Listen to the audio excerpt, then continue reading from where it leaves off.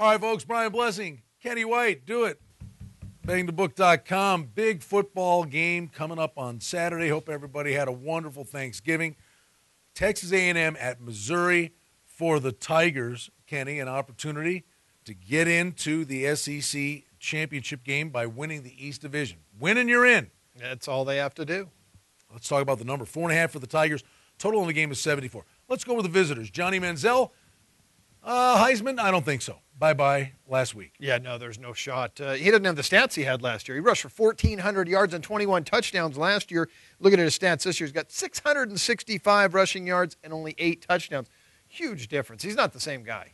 What did or was it just great athletes, or did LSU do something specifically, contain him to 16 of 41 for only 220-some yards, 1 touchdown, 2 picks? They never really stretched the field, and they spied him, and he didn't run the ball well. Well, it was extremely windy there in Baton Rouge, and the wind affected play. It affected the quarterback's passing, but Mettenberger had a much stronger arm, so he was able to complete some downfield passes. Manziel was not able to. LSU's pass defense was tremendous. You said he wasn't able to run the ball. He hasn't run it all year. He's 800 yards less this year than he ran for last year. He's just not running. I think he's worried about getting to the NFL healthy. Oh, let me just ask you, though. Okay, we saw those tough conditions he played in. I don't know how you feel he projects to the next level, but did this to a degree expose him?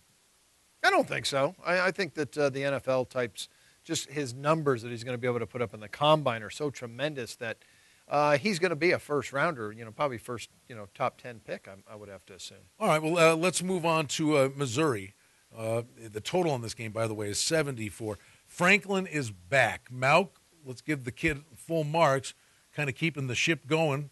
And the heartbreaking loss to South Carolina, or this team's in the national title game. Yeah, no doubt, because they're a half a game ahead of South Carolina. So a loss here puts them even. South Carolina wins the tiebreaker. Missouri's defense has been really the story all year, ranked 30th on the entire season, allowing only 5.1 yards a play. So it's Missouri's strength, their defense, against A&M's strength. But then again, you mentioned it, Franklin's back. The offense works so much better with him in the football game. It's faster. He knows the entire playbook. And he's up against the 107th defense in the country in A&M at 6.2 yards per play. Just 12 of 19 for 142 yards, but he had missed 4 games.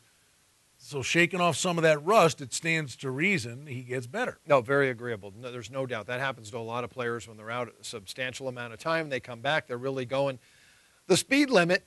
And this guy's a guy that can go 20 miles an hour over the speed limit. I think you'll see a much better James Franklin this weekend. What do you make of that total, 74?